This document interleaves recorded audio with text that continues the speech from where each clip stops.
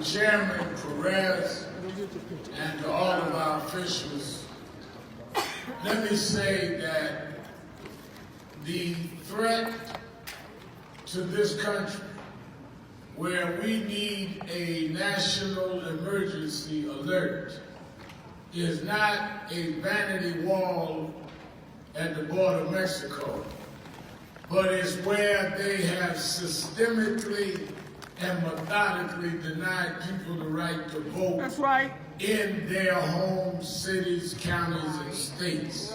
Yeah. For this president to misuse national emergency to build a wall that will not stop anything but the courts having to deal with other matters of importance, and to ignore what happened in the state of Georgia, the state of North Carolina, and others around voting irregularities, right, shows where we have gone from the Jim Crow of the 60s to James Crow Jr. Esquire in 2019.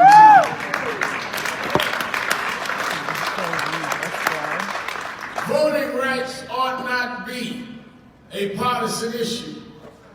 Voting rights is an American issue. Yes, it is. Voting rights was what this nation claimed it was about when it began, even though it didn't include women and it didn't include blacks. And then women's suffrage and the civil rights movement took care of that. So we cannot sit here and get into any internal family battles and ego battles and not protect the right to vote that brought us here in the first place. This whole argument about who's moderate and who's progressive doesn't matter when you have people not being able to vote in their hometown.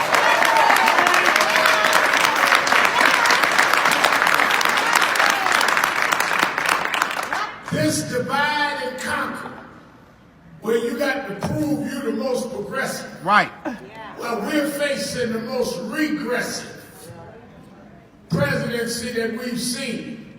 The time is over for us to divide. We need to unite. H.R. 1 is the battle cry for 1920.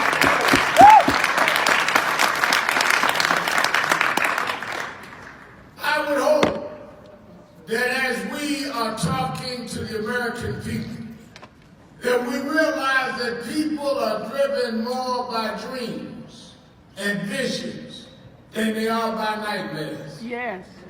And that if we just go out talking about what's wrong with Trump, rather than what's right with us, then you will not energize people.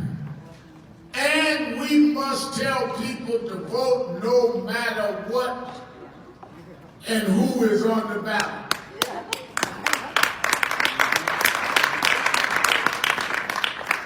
We all get caught up like we are doing some kind of Hollywood kind of production, or who's going to walk down the runway. I heard so many, well, I don't know if Hillary turned me on. Well, did Trump turn you on yet? You better say it. You better say it. This is not about looking a certain part, having a certain amount of charisma, being old or young. This is about standing up for the values and the principles that will guide us to legislate and have policies that will feed Americans and protect them equally under the law. And we need to not be ashamed to stand up and say what needs to be said and challenge that. I heard Chairman Perez talk about the voting part, and I watched some of the video. And a lot of people don't understand this is personal to many of us. My mother was born and raised in Dothan, Alabama. I was born in the North. My mother could not vote until she was 39 years old in her hometown. I'm not talking about by and by yesterday. I'm talking about my mother. I was born in the year of Brown versus Board of Education. I was the first person born in my family that had the full constitutional right to expect more than separate but equal. I'm talking about in my life. So I watched as a child as people bombed churches and were shot in their driveways like Medgar Evers for fighting for the right to vote. I watched on the news as people were mowed down, 4 girls in a church in Birmingham, not at a rally, going to Sunday school. And they were fighting for the right to vote in that town, and a man killed those girls. And here we are, just 4 or 5 decades later, nobody bombing our churches, nobody shooting us in driveways, nobody taking our little girls' lives. But we too caught up on our labels and our egos and our divisions to go out here and unite and get HR 1 done. We are disgraceful if we allow this to continue.